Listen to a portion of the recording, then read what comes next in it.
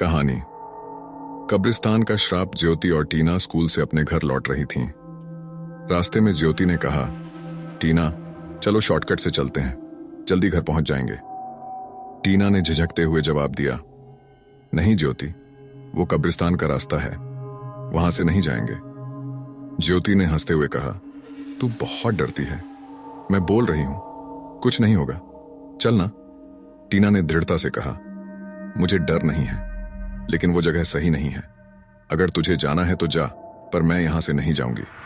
ज्योति ने उसे नजरअंदाज किया और बोली, ठीक है, मैं जा रही हूं, तू अपने रास्ते से जा।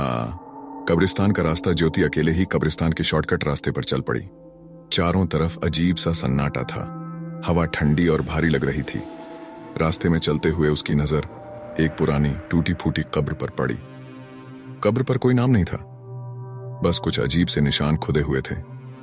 ज्योति ने खुद से कहा, यहां कितनी शांति है, काश मैं हमेशा के लिए यहां रह सकती।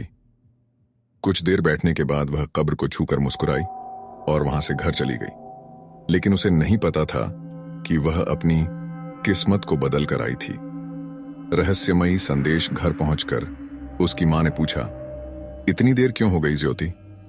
ज्योति ने कोई जवाब नहीं दिया और सीधे अपने कमरे में चली गई। रात को जब वह स्कूल का होमवर्क कर रही थी तो उसके फोन पर एक अजनबी नंबर से मैसेज आया, कैसी हो ज्योति? ज्योति ने जवाब दिया, आप कौन हैं? फिर जवाब आया, मैं तुम्हारा जीवन। ज्योति हैरान हो गई। उसने लिखा, मैं किसी जीवन को नहीं जानती। मैसेज आया, लेकिन मैं तुम्हें जानता हूं, बहुत करीब से। यह सिलसिला कई दिनों तक चलता रहा।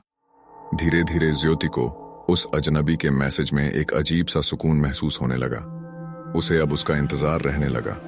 लेकिन यह बात अजीब थी, क्योंकि उसने कभी जीवन को देखा नहीं था। भयावह शुरुआत। एक रात जब ज्योति जीवन से बात कर रही थी तो अचानक उसके कमरे की लाइट्स झपकने लगीं। फोन की स्क्रीन ब्लैक हो गई और उसमें एक अजीब चेहरा दिखने लगा। चेहरा हंसते हुए बोला, ज्योति, मुझे पहचानो, मैं वही हूं जिसे तुमने कब्र के पास बुलाया था। अब मैं तुम्हारे साथ हमेशा रहूंगा। ज्योति डर के मारे चिल्लाई, लेकिन कोई भी उसे सुन नहीं पाया। अचानक कमरे का तापमान गिरने लगा। दीवारों से अजीब सी आवाजें आने लगीं, जैसे कोई फुसफुसा रहा हो। उसने घबराते हुए दरवाजा खोलने की कोशिश की, लेकिन वह अंदर से बंद हो गया। कब्र का श्राप। अगले दिन ज्योति ने अपनी सहेली टीना को यह सब बताया।